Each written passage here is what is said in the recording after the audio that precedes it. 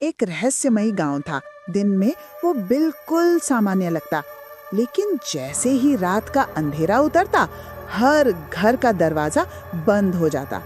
लोग अपने अपने घरों में दुबक कर बैठ जाते, क्योंकि रात को वहां एक भयानक चुड़ैल निकलती थी। उस चुड़ैल का चेहरा हरा और डरावना था। उसका घर भी गांव के किनारे पर बिल्कुल वीरान और खंडर जैसा था। हर रात वो अपनी डंडे जैसी झाड़ू पर बैठकर आसमान में उड़ती और शिकार की तलाश करती। जो भी अकेला मिलता उसे झाड़ू पर बैठाकर अपने डरावने घर ले जाती। वहां एक बड़ा सा लोहे का कढ़ा रखा होता। चुड़ैल उसमें पानी भरकर गर्म करती और लंबे डंडे से चलाती, फिर उस बेचारे इंसान को उबलते पानी में फेंक देती। उसकी खौफनाक हंसी पूरी रात गांव में गूंजती रहती। इसी गांव में दो छोटे भाई रहते थे। उनके माँ बाप नहीं थे, वे अकेले और अनाथ थे। बड़ा भाई समझदार था, जबकि छोटा मासूम और जिद्दी।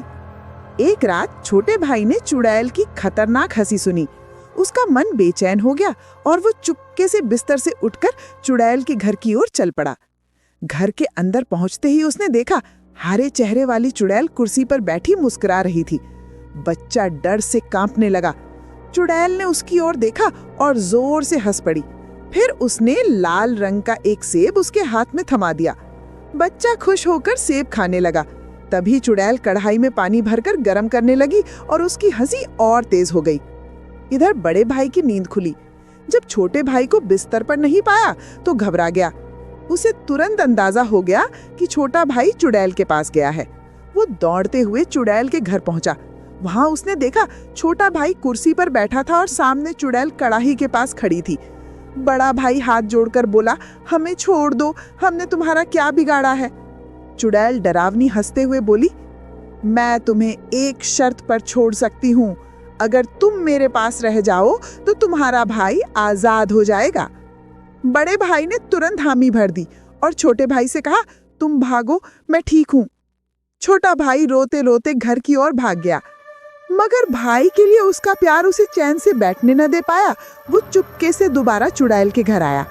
वहां देखा पानी उबल रहा था और बड़ा भाई लाचार खड़ा था।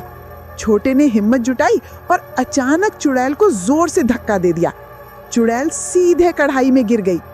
दोनों भाई भागते हुए अपने घर लौट आए। लेकिन कहानी यहीं खत्म नहीं हुई।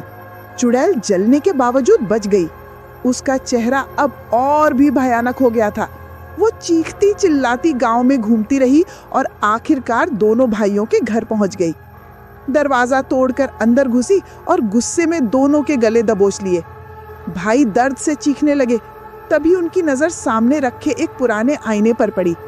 चुड़ैल ने जैसे ही उसमें अपना चेहरा देखा, वो कांप उठी और बच्चों के गले छोड़ दिए। बड़ा भाई तुरंत समझ गया कि ये उसकी कमजोरी है। उसने आईना उठाया और चुड़ैल के सामने कर दिया। अपना ही भयावह चेहरा देखकर चुड़ैल तड़पने लगी और जलकर राख हो गई। अगली सुबह जब गांव वाले वहां पहुंचे तो उन्होंने हैरानी से देखा कि चुड़ैल का अस्तित्व खत्म हो चुका है। सब खुशी से झूम उठे और दोनों भाइयों को गांव का हीरो मान लिया।